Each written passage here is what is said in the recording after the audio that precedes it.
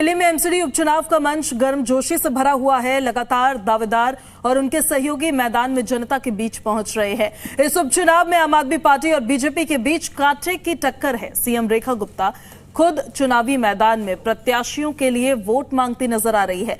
चलिए ग्राफिक्स के जरिए जरा आपको दिखा देते हैं एमसीडी उपचुनाव की जानकारी कि आखिर कितने वार्ड्स में चुनाव होने हैं और किस तरह के समीकरण इस बार नजर आ रहे हैं। आंकड़ों में देखिए, दिल्ली एमसीडी उपचुनाव का गणित देखिए कहां पर क्या हालात है। 12 पार्षद सीटों पर उपचुनाव होने हैं और 9 सीटें बीजेपी के पास थी जब लास्ट इलेक्शन हुए थे। 3 सीटें आम आदमी पार्टी के पास थी। 30 नवंबर को वोटिंग होगी और 12 वार्डों में कुल 6,98,751 वोटर्स हैं जो वोट कास्ट करेंगे। इनमें से पुरुष वोटर्स की संख्या है 3,74,988, महिला वोटर्स की संख्या है 3,23,710 और थर्ड जेंडर वोटर्स है 53। दिव्यांग वोटर्स 60 है और 18 साल के युवा वोटरों की संख्या 4,458 है। मतदाता लगभग 580 पोलिंग बूथ्स पर जाकर वोट कास्ट करेंगे। किन 12 पार्षद सीटों पर उपचुनाव होने हैं ये भी जरा हम आपको बता देते हैं। इसमें है चांदनी महल सबसे पहली सीट जिस पर उपचुनाव होगा। चांदनी चौक, बिचाऊ कला वार्ड, दक्षिणपुरी, संगम विहार ए, ग्रेटर कैलाश, विनोद नगर, शालीमार बाग बी, अशोक विहार, द्वारका बी, मुंडका और नारायणा, इन सीटों पर चुनाव होने वाला है। और यहाँ का गणित क्या कहता है और साथ ही साथ किस तरह के समीकरण इस बार नजर आ रहे हैं तो उसको लेकर भी हम आपको जानकारी जरूर देंगे। हालांकि आम आदमी पार्टी और बीजेपी के बीच में कड़ी टक्कर देखने को मिलेगी। एमसीडी का ये उपचुनाव कहीं ना कहीं नेक्स्ट मेयर इलेक्शंस को भी प्रभावित कर सकता है। बीजेपी की कोशिश पूरी यही रहेगी कि जिन तमाम सीटों पर पहले उन्होंने जीत दर्ज की थी उन तमाम सीटों पर तो अपनी जीत को बरकरार वो रखे ही, क्योंकि कई ऐसे पार्षद थे जिन्होंने विधानसभा का चुनाव लड़ा तो वो विधायक बन गए। और साथ ही साथ बीजेपी के साथ आम आदमी पार्टी की कोशिश भी ये रहने वाली है कि इन 12 सीटों पर आम आदमी पार्टी के प्रत्याशी चुनाव जीते। उससे फायदा उनको ये होगा कि नेक्स्ट मेयर इलेक्शंस में उनकी मजबूती काफी ज्यादा दिखेगी। 12 पार्षद सीटों पर उपचुनाव होने हैं। दिल्ली एमसीडी उपचुनाव का ये गणित 7 सीटें बीजेपी उनमें स्ट्रांग है और कोशिश बीजेपी की यही है कि वो जीत बरकरार रहे। 3 सीटें आम आदमी पार्टी के पास थी।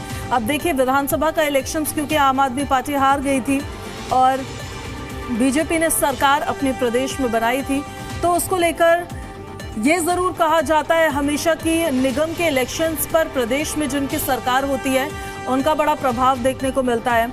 और इस बार देखिए तो बाईपोल्स होने वाले हैं। इन बाईपोल्स में किस तरह का प्रभाव देखने को मिलेगा ये भी देखना बेहद दिलचस्प होगा, क्योंकि दिल्ली में 4 इंजन की सरकार अभी बीजेपी की ही चल रही है। अब हम आपको ग्राफिक्स के जरिए दिखाते हैं कि क्या क्या गणित है, क्या क्या जानना आपको चाहिए इन उपचुनावों को लेकर। सबसे पहले देखिए 12 पार्षद सीटों पर उपचुनाव होने वाले। कौन कौन सी सीटें होंगी वो भी हम आपको बताएंगे। 9 सीटें वो थी जिस पर बीजेपी ने लास्ट इलेक्शंस में जीत दर्ज की थी। 3 सीटें वो थी जो आम आदमी पार्टी के पास थी, यानी उनके प्रत्याशी इसमें जीते थे। 30 नवंबर को वोटिंग होनी है तो इन बाईपोल्स पर वोट कास्ट किए जाएंगे। 12 वार्ड है और कुल 6,98,751 वोटर्स है। पुरुष वोटर्स है 3,74,988 तो वहीं महिला वोटर्स है 3,23,710। पुरुष और महिला वोटर्स आपको बता दिया, थर्ड जेंडर वोटर्स भी बता देते हैं।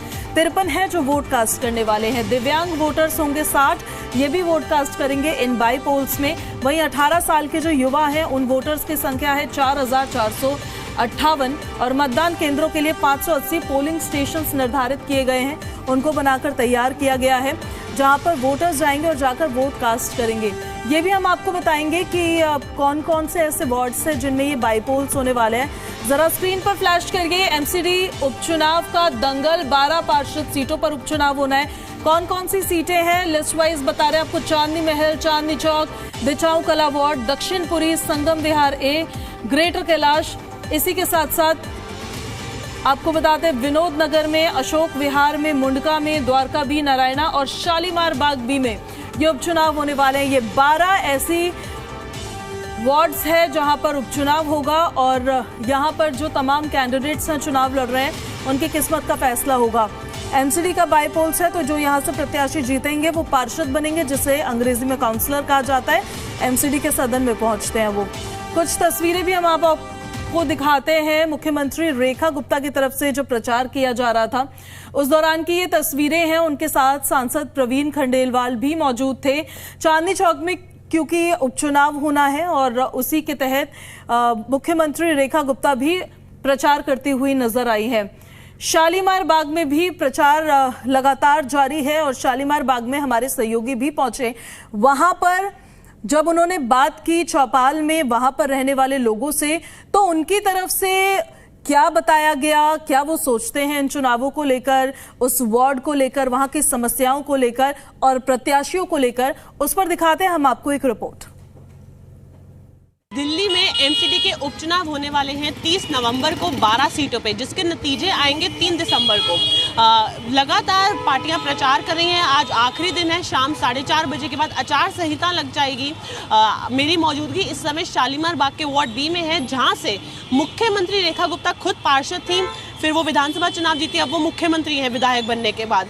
तो यहाँ से अभी बस रोड शो खत्म हुआ है, तो यहाँ पे हम कुछ लोगों के साथ मौजूद हैं, जिनसे जानेंगे कि ऐसे कौन से मुद्दे हैं यहाँ शालीमार बाग में जिसमें वो चाहते हैं कि निगम पार्षद जो आए, जो पार्टी आए, उनको काम करना चाहिए। क्या समस्याएं हैं इनकी? सर, क्या नाम है आपका? मेरा नाम विशाल पांडे है। तो यहाँ पे कुछ ऐसे मुद्दे होंगे शालीमार बाग में जिसमें आप लोग चाहते होंगे आमतौर से सरकार को काम करना चाहिए, क्या है वो? जो पिछले 10 सालों में हमारे शालीमार बाग का विकास रुक गया था, वो अब चल पड़ा है और रफ्तार पकड़ चुका है। यहाँ युद्ध स्तर पे काम हो रहे हैं। हर ब्लॉक, हर सोसाइटी में कुछ ना कुछ वर्क चल ही रहा है। माननीय रेखा गुप्ता जी ने जो वादा किया था, वो सारे वादे वो पूरे करते जा रहे हैं 1 बाय 1। और अभी कुछ समस्याएं हैं, जैसे पानी की समस्या हो या रोड की कुछ? नहीं, देखो, जहाँ विकास होगा वहाँ थोड़ा बहुत तो समस्या रहती हैं, मगर ऐसी कोई समस्या नहीं है हमारी जो रेखा जी सॉल्व ना कर रही हो। जो भी शिकायत, जो भी हमको काम बताते हैं, वो तुरंत कार्रवाई होती है जी उस पर। सर, आप क्या बताएंगे, ऐसे कौन से मुद्दे हैं यहाँ पे शालीमार बाग में जिसमें आपको लगता है कि एमसीडी आए तो काम जोर शोर से होना चाहिए? देखिए, रेखा जी जब यहाँ निगम पार्षद थी तो सबसे बड़ी शालीमार बाग की समस्या थी एग्जिट की। आज आप सिंगलपुर के पास से देखेंगे, उन्होंने आते ही उस स्तर पर उस रोड को कितना चौड़ा कर दिया। हैदरपुर में जैसे जनसेवा के मुताबिक समुदाय भवन की समस्या थी, स्कूल की समस्या है, और मतलब उन्होंने सब कुछ हो गया, उसका शिलान्यास होना जा रहा है कुछ ही दिनों में। और सारे ब्लॉकों में, अधिकतर 60% ब्लॉकों में पानी की लाइन बदल चुकी है, गैस का काम लाइनों का डलना चालू है, 100 करोड़ से ऊपर का काम, विकास कार्य शुरू हो चुका है। और जो कार्य बचे हैं वो 30 नवंबर के चुनाव होते के तुरंत बाद 4 दिसंबर के बाद आचार संहिता हटते ही काम चालू हो जाए। तो अब आपको लगता है कि मतलब एक बार फिर भाजपा से ही प्रत्याशी जीते या आम आदमी पार्टी से भी है? यहाँ पे कॉम्पिटिशन टक्कर का है। देखिए, आम आदमी का तो यहाँ कुछ है ही नहीं। उनको जनता ने 3 बार मौका दे चुके थे और वो मौका उन्होंने देख लिया। शालीमार बाग का जो विकास पुराने टाइम में, जो साहिब सिंह के टाइम जी के टाइम पे, राम किशन जी के टाइम में तो था, वो रुक गया था।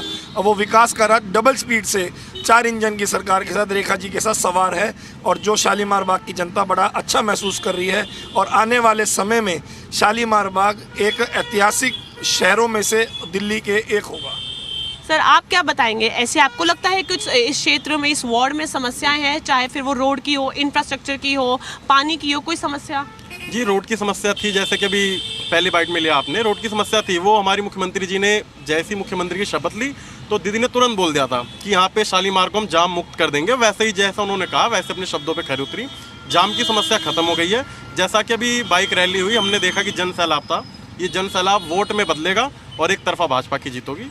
तो जो समस्या थी, मतलब जब मुख्यमंत्री थी इससे पहले वो पार्षद थी, तो काम अच्छा हो रहा है? बिल्कुल बिल्कुल, मतलब पार्षद भी थी जब दीदी यहाँ से, तो काम निरंतर चल रहे थे, ये नहीं था काम रुके हुए थे। तो जनता उसी तौर पे, क्योंकि बाई इलेक्शन है तो फेस हमारी दीदी है, उसी के तौर पे इलेक्शन देंगे और एक तरफा रह गए यहाँ से कोई आम आदमी या कांग्रेस का तो नाम ही नहीं है, मतलब कोई टक्कर नहीं, यहाँ पे एक तरफा जीतोगी भाजपा की। सर, आप कुछ बताएंगे कि आपको क्या लगता है कि क्या होने वाला है आने वाले उपचुनाव में 30 तारीख को? देखो, मैं यहीं रहता हूँ पीछे।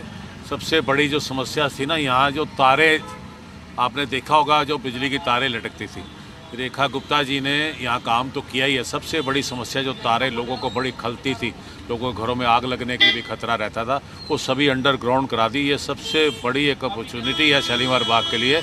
रेखा गुप्ता जी यहाँ से मुख्यमंत्री बनी, विधायक बनी, उन्हीं की सीट पे बाई इलेक्शन हो रहा है और मैं समझता हूँ लार्ज वोटों से अनीता जैन यहाँ जीतने वाली है। तो हर घर घर हमारी बात होती है, हमारी सोसाइटी में रहते हैं तो सबने कहा हम 100% वोट बीजेपी को देंगे, क्योंकि यहाँ काम की गति बहुत स्पीड से चल रही है। पर आम आदमी पार्टी भी पूरी कोशिश कर रही है, टक्कर है दोनों पार्टियों में, दोनों प्रचार कर रही हैं। देखो, आम पार्टी हो या कोई इंडिपेंडेंट हो, जो कोई चुनाव लड़ता है ना उसको लगता है मैं जीत गया, लेकिन जब उसको घर के वोट नहीं मिलते ना उसको बाद में अफसोस होता है जब डब्बे खुलते हैं। तो इसलिए सभी को उम्मीद रहती है कि हम चुनाव लड़ेंगे, चुनाव जीतेंगे। आम पार्टी की यहाँ से विधायक थी वंदना कुमारी, आज की डेट में उसकी शक्ल यहाँ दिखती नहीं, वो कैंपेनिंग के लिए भी नहीं आ रही। उसको मालूम है यहाँ बहुत बुरी गत होने वाली है और वो चाहती है जितना नाम उसका सेफ रहे उतना अच्छा है। आज की डेट में उसका कहीं कुछ नहीं, आम हो कुछ हो, किसी का यहाँ कोई नहीं। एक ही नाम है रेखा गुप्ता का, वार्ड में अनीता जैन, बीजेपी जिंदाबाद। ये सब लोग कह रहे हैं, मैं नहीं कह रहा, सब कह रहे हैं। चलिए देखिए, लोग काफ़ी खुश हैं कि जब से मुख्यमंत्री आई हैं और इससे पहले जब वो पार्षद थी तो अच्छा विकास हुआ है शालीमार बाग में। तो वो चाहते हैं कि दोबारा एक बार जो यहाँ से प्रत्याशी हैं भाजपा से वो ही जीत कर आएँ, ताकि यहाँ से जो विकास हो रहा है वो कभी रुक ना सके। कैमरा पर्सन मुकेश के साथ तान्या चुग, जी मीडिया, दिल्ली।